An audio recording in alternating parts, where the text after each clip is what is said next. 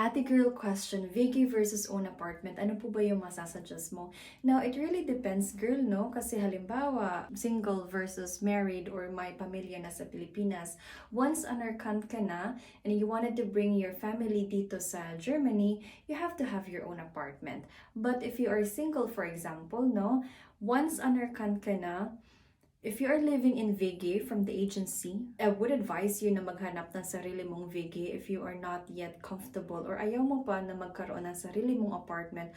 Or maybe if you know someone as well, no? Or a Filipino friend, ganyan.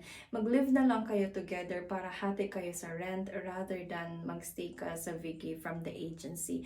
Kasi una, hindi mo alam kung kailan kayo papaalisin. It can be kasi na meron ng mga second batch na mga darating. So, ang hirap na hindi ka prepared. Especially, kailangan mag-ipon para sa caution. And depende sa rent ng apartment, it may range around more than 1,000 euros na. So, pag-ipunan din natin yun. Pros and cons. So, ang pro naman, if you are living in VG, is that mas makakamura ka. Mas mura yung rent kumpara magkaroon ka ng sarili mong apartment. So, kung may pinag-iipunan ka pa or whatever, mas makakatipid ka talaga if you will be living in a VG.